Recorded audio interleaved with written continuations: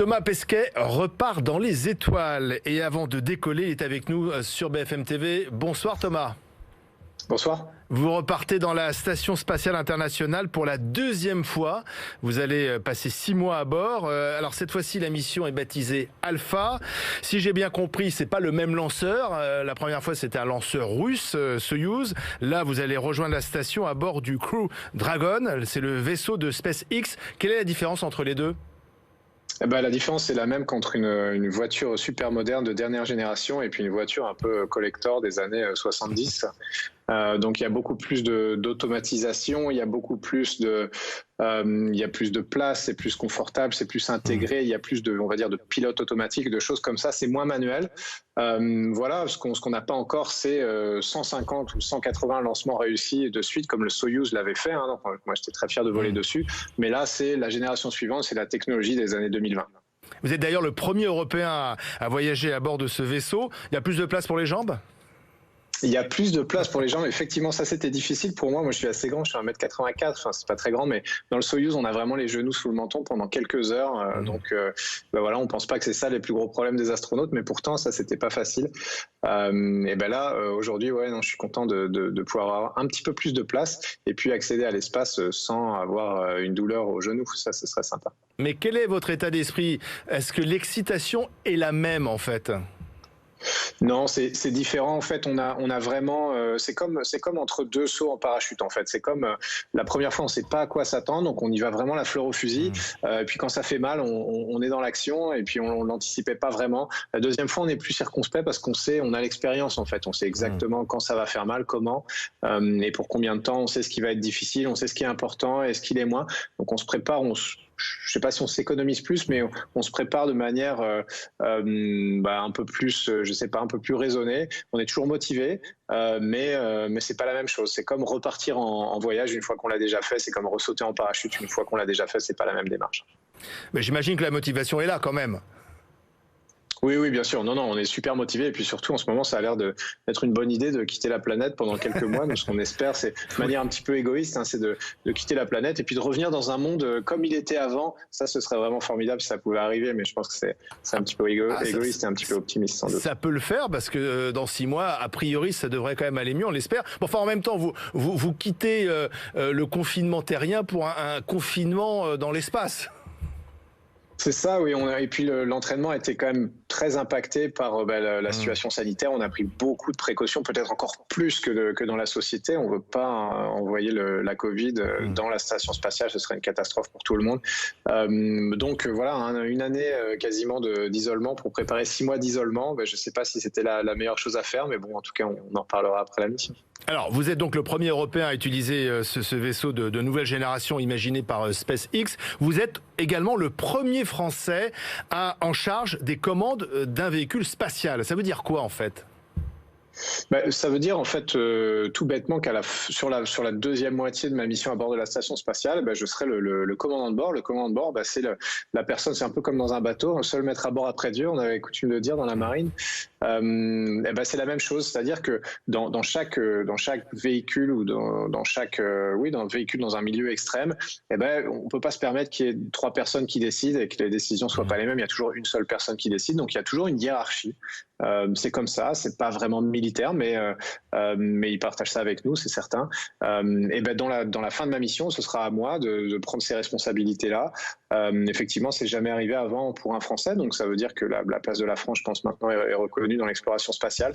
Et puis tant que ça se passe bien, on n'a pas grand-chose à faire en fait. On essaie de faire en sorte que toutes les activités se passent en bonne harmonie, en bonne intelligence. Par contre, dès que ça commencerait, on n'espère pas à devenir compliqué. Si on avait des situations d'urgence, là, il va vraiment falloir prendre des décisions et ce sera à moi de le faire. Vous êtes combien dans la station ? On est 7 à bord de la station. On sera 7 la plupart du temps à bord de la station spatiale. Au moment des relèves d'équipage, ça peut changer un petit peu, mais on va dire au long cours, on sera 7 membres d'équipage en permanence. Et quelle est la mission en fait cette fois-ci ? Qu'allez-vous faire en fait pendant ces 6 mois ? Une mission ISS, c'est comme mes collègues européens, en fait, il y a toujours vraiment deux choses, il y a deux buts majeurs. Le premier, c'est recherche scientifique, donc vraiment, on va réaliser les expériences en médecine, en sciences des matériaux qui sont imaginées par des laboratoires au sol, l'INSERM, le CNRS et d'autres. Et ça, c'est vraiment utiliser les propriétés de l'environnement spatial pour faire des découvertes qu'on ne pourrait pas faire au sol. Mais l'autre aspect, c'est vraiment préparer la suite. En fait, la station spatiale, ça nous sert aujourd'hui à étudier l'humain dans l'espace pour pouvoir l'amener vers Mars ou vers la Lune, parce qu'on sait que c'est là-bas qu'on va avoir des grandes questions scientifiques, qu'on va avoir la réponse à ces grandes questions-là. D'où vient la vie? Est-ce qu'elle peut disparaître? Donc tout ça, ça se prépare aujourd'hui dans la station spatiale. Donc vraiment, faire de la recherche scientifique en tant qu'opérateur, en tant que cobaye, et puis aussi préparer la suite de l'exploration. Ouais, alors vous parlez de la Lune parce que l'objectif, c'est aussi le retour sur la Lune qui est programmé. Oui. Oui, absolument. On sait que dans l'exploration spatiale, ça fait 20 ans qu'on a j'aime pas dire maîtrisé, mais on arrive à maintenir une présence humaine en orbite basse terrestre. C'est un exploit tous les jours, mais on a tendance à l'oublier. Mais ça fait 20 ans qu'on a des astronautes dans l'espace de manière ininterrompue, c'était jamais arrivé avant. Donc maintenant, on va petit à petit, quand je dis on, c'est les astronautes des agences nationales, la NASA, l'ESA, le CNES, on va s'éloigner un peu de cet environnement-là. Derrière nous, on a l'impression que le secteur privé va s'engouffrer parce que c'est comme ça, on n'a pas vocation à rester éternellement autour de la Terre. Mais nous, on va aller se confronter à des environnements plus compliqués. Donc on va retourner vers la Lune, mais cette fois-ci, pas juste pour y aller 2 jours, planter un drapeau et repartir. Non, on veut faire la même chose, c'est-à-dire on veut vraiment s'installer, on veut être capable de faire une base sur la Lune, on veut être capable d'apprendre, d'utiliser les ressources in situ, de faire de la science et de la recherche à grande échelle. Et puis ensuite, une fois qu'on saura faire ça, encore une fois, on ira faire la même chose sur Mars, et puis ainsi de suite. Dans Mars, quelques centaines d'années, je ne sais pas où l'homme en sera, mais en tout cas, on y travaille. Est-ce que vous pourriez aller sur Mars, ou est-ce que ça sera dans trop longtemps? 20 ans, dans 20 ans, je suis encore le plus jeune, mais là, pas pour très longtemps, parce qu'on va recruter une promotion d'astronaute l'année prochaine, enfin, un concours cette année, et puis il devrait arriver en fonction l'année prochaine. Donc, je suis pas le plus jeune pour encore très longtemps.